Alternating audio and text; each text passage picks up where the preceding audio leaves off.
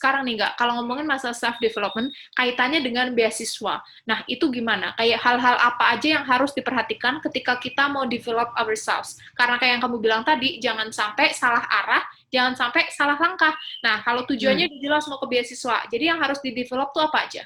Oke, teman-teman, selamat datang kembali di channelku, di Raffers. Nah, kali ini aku akan bahas satu topik yang menarik dan ini penting banget, yaitu tentang self-development, atau tentang gimana cara meningkatkan kualitas diri. Mungkin kalian lagi berjuang untuk mendapatkan beasiswa, dan kalian lagi ngerasa bahwa kualitas diri kalian kurang bisa bersaing, mungkin kalian masih ngerasa insecure dan lain sebagainya, masih pengen meningkatkan kualitas diri kalian cocok banget buat nonton video ini, karena aku punya tamu yang memang bisa relate banget dengan topik ini. Kenapa aku bisa bilang relate? Karena Angga ini, tamuku adalah Angga, punya pengalaman yang cukup banyak di bidang organisasi, kepemimpinan, pengembangan diri, dan lain sebagainya. Kalau kalian masih pengen tahu lebih tentang background-nya Angga, silakan tonton video yang nanti aku kasih link-nya di sini, karena itu bakal cerita banyak tentang siapa itu Angga, gimana perjuangannya untuk melanjutkan pendidikannya, karena dulu Angga itu nyaris berhenti sekolah saat lulus SMP, hampir nggak lanjut ke SMA, tapi dengan segala perjuangannya, kegigihannya, Angga sekarang berhasil lulus S2 dari University of Edinburgh, United Kingdom dengan beasiswa LPDP. Jadi, so pasti ini menginspirasi banget dan kalian perlu nonton. Nah, kali ini aku akan bahas tentang self-development secara spesifiknya bareng Angga. Jadi, kalau ngomongin tentang self-development, menurut kamu tuh artinya apa sih versi kamu sendiri? Dan juga apa yang terbayang di pikiranmu? Kalau menurut aku tuh self-development bukan berarti kamu ribuan kali ikut online course, bukan berarti kamu sering-sering ikut organisasi, bukan berarti kamu kuliah sampai S2, S3, atau misalkan kamu ikut training seminar di mana-mana gitu. Jadi nggak sesederhana itu menurut aku. Jadi menurut aku self-development adalah pertama kita kenal diri kita, kedua kenal kelebihan kita apa, dan ketiga kenal kekurangan kita. Nah, dari tiga ini, nanti kita bisa tahu nih, kita ngarahnya kemana. Nah, langkah kita mengarah ke sana, itu menurut aku udah self-development. Contoh, misalkan aku kenal, contoh nih ya, diri aku adalah orangnya minderan gitu kalau ngomong di depan publik gitu kan. Nah, cuma aku berpikir, aku punya kebutuhan itu. Aku suatu ketika, aku perlu banget untuk bisa ngomong di depan publik, karena aku punya cita-cita misalkan untuk jadi presenter, kayak katakanlah. Oleh karena itu, aku berusaha melatih diri untuk bisa lebih pede bicara, lebih efektif dalam berbicara, lebih santai dalam berbicara, lebih tenang dan sebagainya. Menurut aku self-development gitu. Ada contoh orang lagi, misalkan ada orang, dia punya cita-cita pengen bikin satu aplikasi, dia pengen bikin startup dan sebagainya. Cuma dia nggak bisa nge-coding gitu kan, dan dia berpikir dia harus bisa gitu kan. Nah, dia belajar coding, belajar dari yang hal dasar sampai hal yang paling rumit, menurut aku itu udah self-development dan sebagainya. Atau enggak hal yang paling sederhana, ada orang, misalkan aku deh, misalkan aku contohnya, aku khawatir banget nih dibandingin sama orang lain gitu kan, entah orang lain lebih jago, orang lain lebih apa dan sebagainya, dan ngebuat aku minder, aku nggak berani lihat sosial media, aku nggak berani berteman atau berkumpul sama orang banyak dan sebagainya karena khawatir merasa diriku ini terbanding-bandingkan sama mereka, walaupun mungkin mereka nggak membanding-bandingkan sama aku. Nah, usaha-usaha untuk merubah diri sendiri, lebih menerima diri kita, usaha untuk lebih tenang dan lebih menyadari bahwa setiap orang tuh berbeda-beda dan bukannya perlombaan, menurut aku itu juga self-development gitu. Jadi self-development lebih ke kita sadar nih, kita kelebihannya apa, kurangnya apa, potensinya apa, dan kita mengarah ke sana, mengarah ke tujuan kita kayak gitu. Jadi self-development-nya aku sama orang lain bisa jadi berbeda kayak gitu. Betul, betul. Jadi memang self-development itu harus disesuaikan dengan konteks ya. Karena kalau misal kita hanya terpaku bahwa self-development itu misalnya lanjutin studi S2, S3, kita tahu bahwa nggak semua orang perlu itu. Mungkin ada orang yang butuhnya di belakang layar, yang bahkan nggak butuh jasa kuliah seperti itu. Jadi memang harus disesuaikan dengan konteksnya masing-masing. Dan tadi kalau dari penjelasan Angga bisa disimpulkan bahwa hal sesederhana berdamai dengan diri sendiri, itu juga udah termasuk self-development ya kan. Dimana kita udah ngerasa secure, kalau kita udah ngerasa secure, kita udah damai dengan diri sendiri, maka nggak ada lagi tuh kita menghujat ke orang lain, kita ngata-ngatain orang lain yang enggak, karena memang ya kita ngerasa bahwa kita udah safe seperti itu. Jadi itu tadi perspektif Angga tentang self-development. Sekarang yang mau aku tanyain, kenapa nggak self-development itu perlu? Kenapa nggak kita ya udah ngejalanin hidup santai aja sih, nggak usah yang pusing-pusing gitu, tuh kenapa nggak? Oke. Jadi menurut aku sih ya, menurut aku perlu, cuma satu fasenya perlu diatur sama diri kita masing-masing. Kayak contoh, ada orang yang bisa hidup dengan fase yang cepat gitu, kayak terus-menerus berlatih tiap hari dan sebagainya. Ada juga orang yang bukan lambat ya, cuma memang kecepatan dirinya seperti itu, kebayang nggak? Contoh misalkan macan sama siput kan nggak mungkin kita banding-bandingin kan. Bagi siput dia macan tuh nggak dalam hitungan cepat karena dia nggak perlu banding-bandingin sama siput gitu kan. Bagi macan siput juga nggak lambat karena ngapain dia bandingin diri sama siput dan sebagainya gitu. Jadi fasenya beda-beda. Nah, kenapa kita penting? Karena menurut aku tuh pada dasarnya manusia tuh akan terus berubah. Manusia akan terus berubah, entah dari kita, entah lingkungan kita, orang-orang di sekitar kita, dan sebagainya. Sehingga lebih tepatnya mungkin kita perlu menyesuaikan diri. Dan umumnya, menyesuaikan diri ini kita harapannya adalah menyesuaikan diri menjadi dari yang mungkin kurang baik menjadi sedikit lebih baik atau lebih baik sekalian gitu. Makanya untuk bisa kita menghadapi perubahan itu ya kita harus berubah, dan perubahan seperti apa ya tadi, perubahannya kalau bisa lebih baik gitu. Jadi kayak gitu, karena kalau nggak berubah, dan khususnya berubah kan jadi lebih baik, atau nggak mengembangkan diri, ya orang-orang mungkin jadi nggak berteman sama kita, karena udah nggak relate lagi sama kita, obrolannya udah nggak nyambung, ibaratnya lah, obrolan tongkrongannya tuh nggak masuk, misalkan kayak gitu, atau enggak, zamannya nggak bisa kita ikutin, terus kemudian kita nggak bisa bekerja atau mewujudkan cita-cita kita, karena mungkin persaingannya nanti makin berat, atau tujuan kita nggak semudah itu dicapai dan sebagainya. Lebih ke situ sih. Lebih karena memang semua perubahan itu mutlak terjadi gitu. Dan kita ingin berubah ke arah yang lebih baik. Oke. Jadi bisa disimpulkan bahwa self development ini juga bagian dari survival gitu ya. Karena kita harus survive ini, kita harus adaptif. Jadi kita harus ngikutin perkembangan, harus ngikutin lingkungan ke arah yang lebih positif. Karena kalau kita udah cukup puas di zona nyaman kita dan nggak pernah develop, maka ya kita akan tertinggal, kita nggak bisa catch up, dan lain sebagainya. Jadi intinya kuncinya adalah bahwa self-development ini merupakan bagian dari adaptasi. Nah, sekarang kalau kita udah tahu nih self-development itu apa, dan sekarang aku pengen tanya ke kamu nih, jadi cara yang baik untuk self-development itu gimana? Karena kadang, disadari atau enggak, self-development itu bisa jadi toxic juga. Jadi toxic ya akhirnya, iya kan, kayak kita tuh nggak puas, kita tuh malah akhirnya membanding-bandingkan, ngeliat, oh si Angga kok keren banget ya, udah S2 ke luar negeri, aku belum apa-apa nih, aku pengen develop biar kayak Angga, dan lain sebagainya. Nah, gimana nih biar cara self-development itu tetap positif? Oke, menurut aku yang paling pertama adalah kita kenal diri kita sih. Itu paling nggak bisa dipungkiri. Karena yang kayak tadi, misalkan seekor siput kalau dia nggak kenal di bahwa dirinya siput, tapi dia ingin berlari secepat macan, mau dia sampai mati pun dia nggak bakal bisa kejar gitu. Atau nggak macan kalau misalkan dia berharap bisa hidup dengan berlari secepat siput atau selambat siput, dia nggak bakal bisa dapat makan gitu, dia nggak bakal bisa ngejar mangsanya gitu kan. Jadi siput maupun macan kebutuhannya berbeda-beda, adaptasinya berbeda-beda. Begitu juga dengan masing-masing kita gitu. Ada dari kita yang memang kebutuhannya misalkan jadi karir gitu ya, jadi manusia karir ibaratnya. Ada juga orang yang kebutuhannya untuk bisnis, ada juga orang kebutuhannya buat sosial, ada juga orang kebutuhannya jadi peneliti, belajar, dan macam-macam.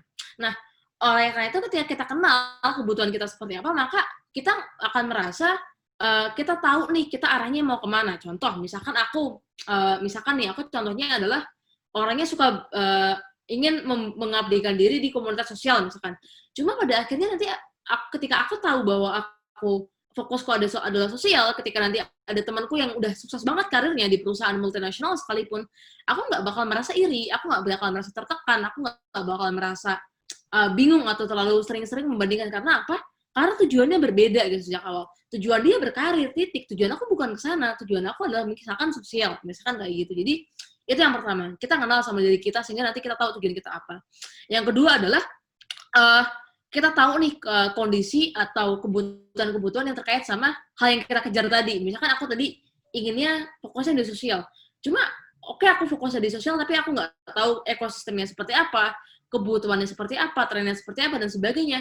Mau aku 1000 tahun sekalipun mengabdi atau berkecimpung di dunia sosial, tapi aku nggak bisa berkembang, nggak bisa mengabdi diri ke masyarakat dengan lebih baik, nggak bisa memberdayakan dengan lebih baik, dan sebagainya, kan capek sendiri gitu kan. Jadi hitungannya sibuk, bukan produktif gitu. Jadi lebih ke situ sih. Jadi harapannya, satu, jangan sampai salah langkah. Kedua, kalaupun udah melangkah, jangan sampai salah arah. Kayak gitu. Oke. Jadi tadi yang Angga bilang salah satunya adalah kita harus mengerti dulu nih tentang diri kita. Nah, ngomongin masalah mengerti tentang diri sendiri. Kelihatannya itu sederhana ya, padahal kalau dipikir itu kadang kita udah melewati berbagai fase dan kita baru sadar, oh ternyata kita tuh tipikal orang yang begini. Oh ternyata kita tuh nggak cocok dengan teman-teman yang seperti ini. Nah, buatmu sendiri nih, nggak gimana sih cara biar kita tuh tahu diri sendiri dengan baik? Apakah kamu ngerasa sampai saat ini, you know yourself the best gitu? Maksudnya kayak udah tahu banget semaksimal mungkin bahwa kamu tuh kayak gini, atau kadang kamu juga masih dalam tahap pencarian? Oke, jadi menurut aku sih, pertama, manusia tuh pada dasarnya berubah. Jadi, kita nggak bakal berada di posisi bahwa kita kenal diri kita gitu. Maksudnya, bisa jadi kesukaan kita berubah, minat kita berubah, passion kita berubah, dan itu nggak masalah. Contoh, dulu waktu aku SMA, waktu aku sering lomba gambar tuh, aku sangat senang banget gambar. Kayak, tiap hari aku pasti gambar gitu. Kayak, satu hari nggak gambar tuh aneh gitu rasanya. Kebayang nggak sih? Saking sukanya, saking hobinya. Cuma sekarang, ya passion itu udah mulai geser, udah mulai berubah. Sehingga ketika aku seminggu nggak gambar, menurut aku udah biasa gitu kan, karena passionnya udah berubah. Cuma bukan berarti aku nggak senang, nggak membenci gambar, nggak juga. Kalau aku masih gambar masih suka, cuma intensitas dan sebagainya udah berubah. Jadi itu yang pertama, bahwa manusia itu nggak bakal ada titik berhentinya gitu. Jadi aku pun mungkin bakal menemukan hal-hal baru lagi nih tentang diri aku, tentang nanti yang aku bakal suka apa dan sebagainya. Bisa jadi 5 tahun, 10 tahun lagi hobiku berubah, dan itu sangat tidak masalah. Itu yang pertama. Nah, kedua, bagaimana sih caranya untuk mengerti? Menurut aku adalah eksplorasi. Kayak tadi waktu SMP, aku bereksplorasi dengan baca banyak buku. Sehingga nanti aku tahu, oh ternyata buku ini cocok buat Angga, buku ini nggak cocok buat Angga. Oh ternyata Angga suka nih kisah-kisah misalkan yang berbau petualangan, tapi Angga nggak suka kisah-kisah misalkan yang berbau romans dan sebagainya. Itu nggak masalah. Atau nggak waktu SMA, Angga suka organisasi, Angga sering ikut lomba dan sebagainya. Jadi situ aku tahu nih, oh ternyata bidangku tuh kayak gini dan sebagainya. Ketika kuliah pun sama. Waktu kuliah S1 di ITB, aku 5 kali keluar negeri gitu. Aku 5 kali untuk lomba, untuk konferensi dan sebagainya. Lama-lama aku di situ mikir, oh ternyata aku suka loh traveling, aku suka loh ketemu orang baru, aku suka loh mempelajari budaya-budaya baru yang selama ini nggak pernah aku temuin dan sebagainya. Jadi gitu. Sering-sering bereksplorasi itu bakal menemukan jawaban. Tapi walaupun nanti ketika udah ketemu jawabannya, juga jangan berhenti gitu, karena akan terus berubah. Oke. Gitu sih. Oke, jadi kita untuk memahami diri sendiri pun nggak sampai di satu titik terus udah berakhir ya, karena terus berkembang terus, hobi bisa aja berubah. Jadi ya yang jelas kalau self development itu nggak bisa kita berhenti aja ngerasa ya udah kita misal udah S3 nih berarti udah selesai semuanya, enggak. Karena memang harus terus ditingkatkan, bisa jadi ya itu berubah-ubah. Sekarang nih nggak, kalau ngomongin masalah self development kaitannya dengan beasiswa. Nah, itu gimana? Kayak hal-hal apa aja yang harus diperhatikan ketika kita mau develop ourselves? Karena kayak yang kamu bilang tadi, jangan sampai salah arah, jangan sampai salah langkah. Nah, kalau tujuannya udah jelas mau ke beasiswa, jadi yang harus di-develop tuh apa aja? Oke. Yang pertama, menurut aku yang paling utama adalah tadi niatnya sih. Jadi, jangan sampai kita berubah hanya sekadar beasiswa. Karena apa? Misalkan nih, kita mau kuliah ke luar negeri, karena ke Inggris gitu ya. Kuliah ke Inggris kan paling cuma setahun, mentok-mentok 2 tahun. Ataupun kalau S3 lah, 3 tahun sampai 5 tahun. Nah, kalau tujuan hidup kita hanya untuk mengejar si beasiswa tadi, nah, abis beasiswa kita mau ngapain gitu? Abis itu kita bakal kehilangan arah, abis itu kita bakal nggak tahu mau kemana dan sebagainya. Aku punya temen, dia bertahun-tahun tuh getol banget nyiapin diri untuk bisa keterima beasiswa gitu kan. Jadi kayak beneran hidup dia pokoknya untuk ngejar beasiswa gitu. Akhirnya dia keterima beasiswa beneran. Cuma setelah dia kelar kuliah dari luar negeri sampai Indonesia, dia bingung. Kayak dia butuh waktu berbulan-bulan gitu untuk menemukan dirinya kembali. Jadi abis ini aku ngapain? Jadi diri abis ini tuh dia mau apa gitu. Emang kalau dapat beasiswa kenapa dan sebagainya? Karena tadi dia apapun yang dia kejar sekarang, maksudnya self development dia, organisasi dia, komunitas dia, lomba dia dan sebagainya, hanya semata wayang cuma ngejar si beasiswa. Itu yang pertama. Jadi tujuannya yang kedua adalah yang perlu kita develop ini sih, karakter kita. Maksudnya karakter dalam artian bagaimana misalkan kita bekerja, bagaimana kita mungkin kalau suka bersosial ya bersosial, bagaimana kita terus-menerus mengembangkan diri sesuai dengan bidang-bidang kita. Contoh, kalau aku misalkan nih aku mahasiswa kelautan gitu, dan nanti aku pengen S2 di bidang kelautan, kan nggak mungkin aku mempelajari kelautan itu cuma buat S2 doang, pasti habis S2 aku mau ngapain? Ya ini bekerja mungkin di bidang kelautan, jadi peneliti di bidang kelautan dan sebagainya. Oleh karena itu, aku harus paham dong bidang kelautan itu seperti apa, ekosistemnya gimana, kemudian mungkin iklim bisnisnya bagaimana, penelitiannya itu trennya seperti apa, ke depan bagaimana, dan sebagainya. Itu yang kedua. Jadi, kita benar-benar paham nih sama bidang yang akan kita kejar.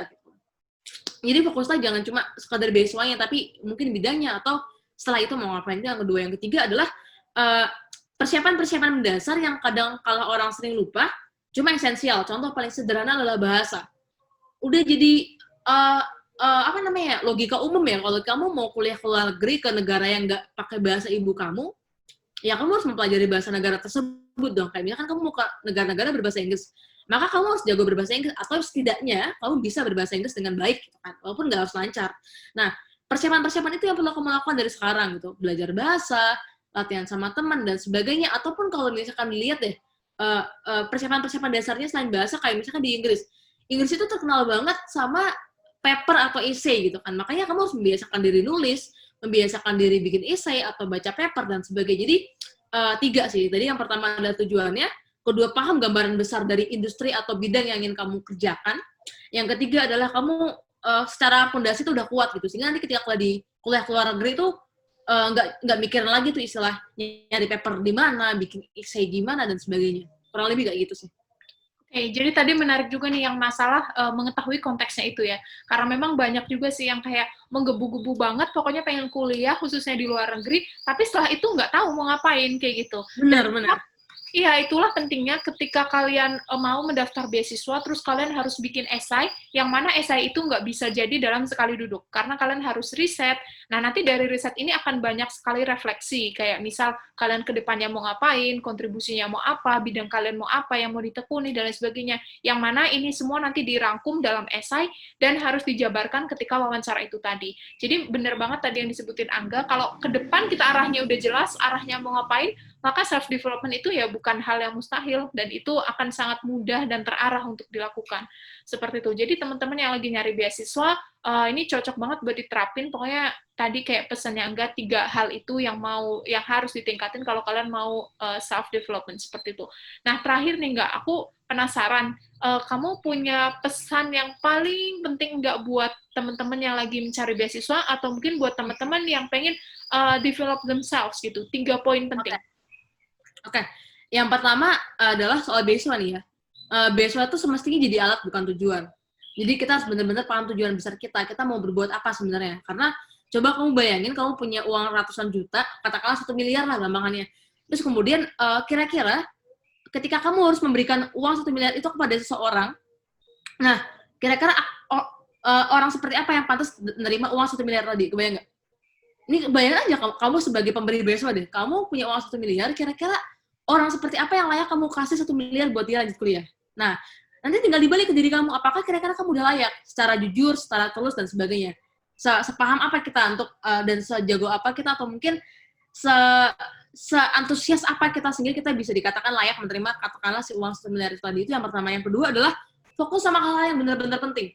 Jadi kan banyak ya, kita udah banyak terdistraksi kayak tadi, banding-bandingin diri sama orang lain, kemudian kita misalkan malah fokus sama tujuan-tujuannya orang lain gitu, orang lain pengennya apa, kita ikut-ikutan, dan sebagainya, atau enggak malah sibuk mengerjakan hal-hal yang tidak produktif atau tidak mendukung kesehatan fisik maupun emosi kita. Misalkan, aku nggak bilang nonton film atau bersenang-senang itu nggak boleh ya, cuma dalam artian kita harus tahu porsi gitu. Kalau misalkan kita cuma buang-buang waktu, yang tujuannya bukan buat istirahat, ya itu bakal kita ngebuang diri, dan itu nggak penting gitu. Tapi kan beda lagi kata misalkan kita tidur kan walaupun hitungannya istirahat, tapi kan itu penting buat diri kita gitu kan. Jadi itu fokus sama hal-hal yang benar-benar penting.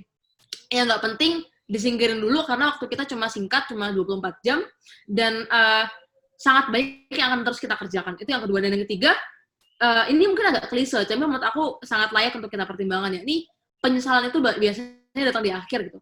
Penyesalan misalkan ketika sejak kuliah tuh nggak persiapan bahasa Inggris, kemudian waktu nanti udah kerja, waktu longgarnya makin sedikit, nanti mungkin udah ada yang udah nikah, waktu longgarnya makin sedikit lagi, sehingga nggak sempat belajar bahasa Inggris, sehingga nggak bisa daftar beasiswa misalkan, atau dari dulu nunda-nunda bikin essay seenaknya, terus asal dikirim nanti kemudian nggak keterima misalkan, atau misalkan dia nggak suka nyari informasi, akhirnya nanti ketika mau daftar beasiswa bingung sendiri, dan akhirnya beasiswanya udah pada lewat aja gitu kan, dan makin lama persaingannya makin sulit. Kayak misalkan LPDP, kan tiap tahun persaingannya makin sulit ya.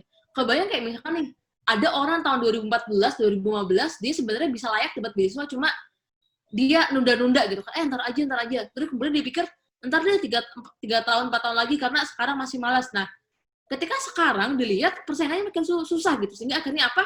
Dia makin nyesal gitu. Dan karena persaingan tadi udah makin susah, dan waktu nggak bisa kita putar lagi gitu kan.